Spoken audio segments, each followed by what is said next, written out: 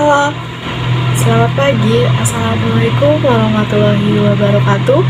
Perkenalkan, saya Siti Anissa Arum dari Prodi Sosiologi Angkatan 2019. Nah, kali ini saya akan menyampaikan suatu materi mengenai agama dan perkembangan ekonomi, yang dimana ini adalah MK dari Sosiologi Agama. Nah, yang pertama, saya ucapkan terima kasih kepada Allah Subhanahu wa Ta'ala yang telah memberikan saya kesempatan dalam menyampaikan materi sosiologi agama tersebut kepada para pendengar. Dan kedua, saya ucapkan terima kasih kepada dosen saya, Pak Nanda, yang telah memberikan suatu bimbingan dan telah memberikan suatu materi mengenai agama dan perkembangan ekonomi. Nah, yang pertama, kita harus tahu dulu agama itu apa sih? Oke, yang pertama saya akan menjelaskan apa itu agama.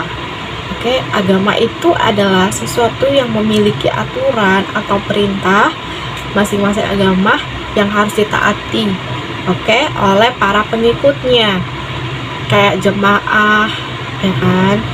Dan aturan tersebut juga mempengaruhi tingkah laku dan perilaku pada pengikutnya. Namun jika dalam menjalankan suatu perintah dari agama tersebut dan dijalankan hanya untuk kewajiban semata, maka perilaku tersebut tidak dapat atau tidak sesuai dengan apa yang diinginkan oleh ajaran agama tersebut, ya kan?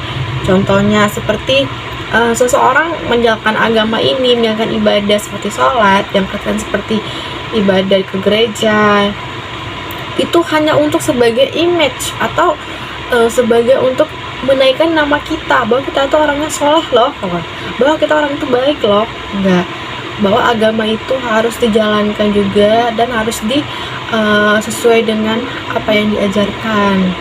Nah, sedangkan menurut Emil Durkheim mengatakan bahwa agama adalah sesuatu sistem yang terpadu dan terdiri atas kepercayaan dan praktik yang berhubungan dengan hal yang suci.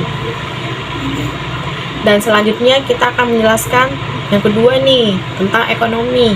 Nah, bisnis adalah sesuatu kegiatan ekonomi yang dilakukan sebagai manusia, sebagai homo economics, untuk mengetahui kebutuhan hidupnya. Kegiatan ekonomi ini atau bisnis, ya kan, bisa meliputi jual beli, terus produk, jasa yang melibatkan semua pihak. Nah, kegiatan bisnis tersebut meliputi suatu keputusan individu maupun perusahaan yang akan direspon oleh masyarakat. Selain itu, ajaran agama juga merupakan sistem yang sudah terlembaga. Seperti kita, contohnya saya pribadi, saya orang Islam. Nah, agama Islam ini sudah terlembagakan, yang dimana ada lembaga MUI, Majelis Ulama Indonesia. Nah, nanti bakal saya jelaskan contohnya dari MUI, oke? Nah, jadi selain ajaran agama juga merupakan sistem yang sudah terlembaga, ya kan, dalam setiap masyarakat sebelum individu dan mendasar dalam keseharian dan menjadi pedoman ekonomi masyarakat. Jadi maksudnya itu ekonomi ini juga dijalankan sesuai dengan agama, aturan agama yang telah ditentukan oleh pemerintah. Makanya sekarang agama itu harus terlembaga, tidak boleh seenak-enaknya aja. Dan selanjutnya itu saya akan menjelaskan peran agama dalam perkembangan ekonomi. Nah, hubungan antara agama dan ekonomi itu sangat erat, yang dimana agama sebagai landasan untuk kegiatan atau dalam melakukan suatu ekonomi yang baik. Agama juga bisa mengantisipasi terjadinya suatu kecurangan yang terjadi dalam ekonomi, yang sangat banyak terjadi di dunia nyata. Dan agama juga menjadi landasan yang kuat untuk ekonomi. Selain itu, agama juga akan mengajarkan tentang norma dan perilaku atau cara yang baik dalam bidang ekonomi. Contohnya, dalam perkembangan perekonomian, saat ini banyak suatu perusahaan skala besar yang telah berkembang, ya kan, seperti pabrik-pabrik asing yang terdiri di Indonesia. Namun hal ini harus diikuti oleh suatu agama. Kenapa? Ya kan, agar tidak terjadi suatu hal yang buruk. Nah, seperti ketentuan yang telah harus diikuti oleh ajaran agama. yang dimana pada dasarnya agama itu mengajarkan suatu hal yang baik.